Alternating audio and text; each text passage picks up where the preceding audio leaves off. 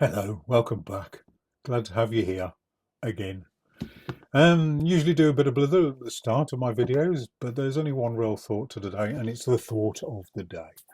Looking back through my videos, the ones that seem to be least popular are one, vegan, and two, things you've never heard of.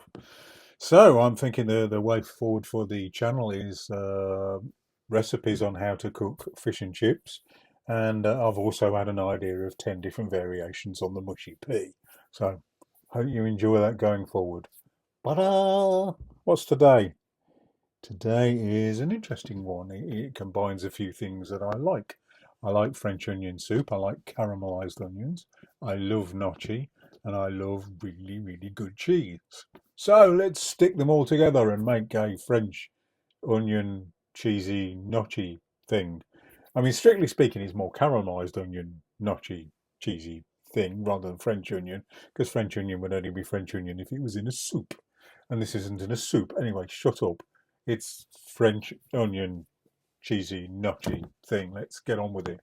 Before you go, if you can subscribe if you haven't done already, I really appreciate it. And here is a picture of my Instagram channel as well. If you can go and have a look at that, I do more recipes on Instagram than I do on here. A, it's easy to do. B, if my brain's not in the mood, it goes on there. C, sometimes it's better to have pictures than it is me waffling, and no comments on that. Thank you very much. Anyway. And what is on today is board of goodness. Lots of goodness. Not necessarily Slimming World goodness, but goodness nonetheless.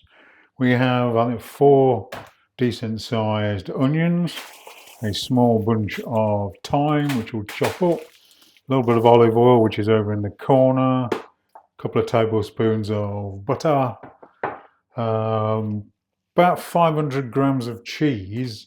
For this, I've got some Comte, some Gruyère, and some Cornish Brie. You can use cheeses of your choice. Cheddar will be fine, but the better cheese you put in, the better it will be.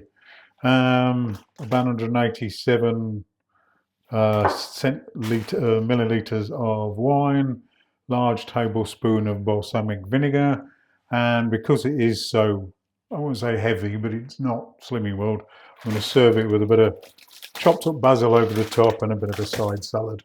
So yeah, I think we're done. Do-do. So there's no getting away from it. Caramelized onions for what it would be a French onion soup take quite a long time. I have sliced these onions rather than diced them, which again will probably take a little longer, but it's the way I want them for this dish. I don't want diced onions, I want sliced onions. But they will be caramelized, and it will take, I would say, 40 to 50 minutes. And I'm erring on the side of 50 minutes. While these onions are cooking, you can do all the other stuff. So I'll show you that as we go on. But yes, cooking on a decent heat for 50 minutes. Don't let them burn. Add a tiny bit of water if they're going anywhere near burning. 40 to 50 minutes. So while you can hear the onions going off in the background on the other burner, it's about halfway through, I reckon. Then we're going to start lightly frying in a little butter and a little bit of oil gnocchi. We're not going to boil the gnocchi today. We're going to be lightly frying it. I did say this wasn't a Slimming World recipe. So this is going to cook off until all of the gnocchi are a light brown. So a few minutes. Let's say, I don't know, 5. Let's start with 5. Make sure the gnocchi's all broken up. There's quite a few of those are sticking together. And I'll only cook 1 pack at a time because, yeah, just allows the gnocchi to breathe a bit more. The tray.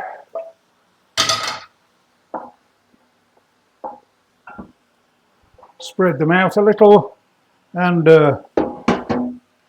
start with batch 2.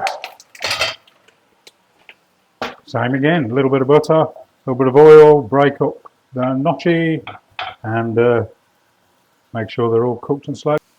So I think that's the second batch done. So let's throw that in the tray,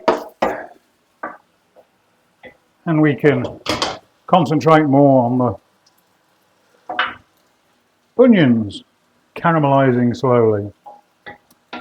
So we're about, I reckon, about 2/3 of the way through this caramelizing, looking good. So I'm going to throw in my thyme, a couple of sprigs of thyme, with try and get as much off the leaves off rather than the stems, because the stems are a bit woody.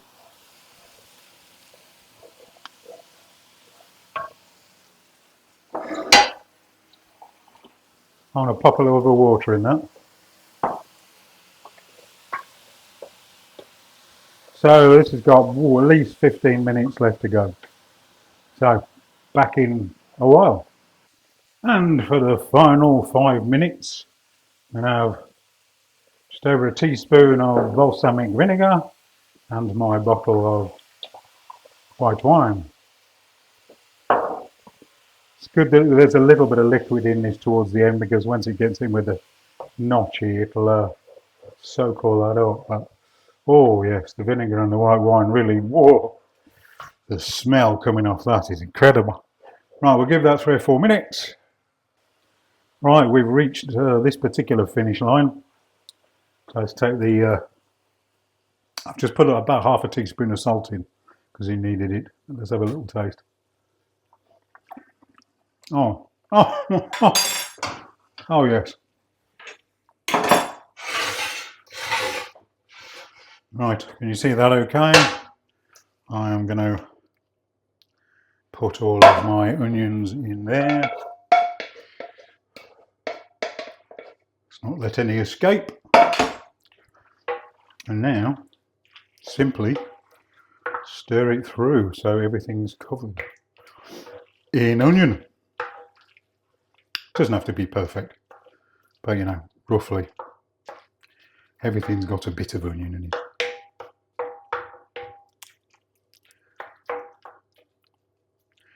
Then I'm going to lay in my bits of brie, nice lumps of brie. I'm going to put that all over the place. Da da da. And then I'm going to finish off with my Gruyère and Comte mixed. Oh, this is going to be, oh, I love Gruyère and I love Comte. Is it Comte or Comte? Can't remember. La la la. Oh, but look at that. And that is going to go under the grill for as long as it takes the cheese to melt, which I reckon is going to be less than 5 minutes. So let's have a go. Oh yes, 5 minutes under the grill, and oh, the path is mighty. Let's have a taste. Oh, the onions, the wine, the cheese, the gnocchi. That's gorgeous. Going to serve that up with a little bit of salad, a bit of sprinkled fresh basil onwards. Take care, next time.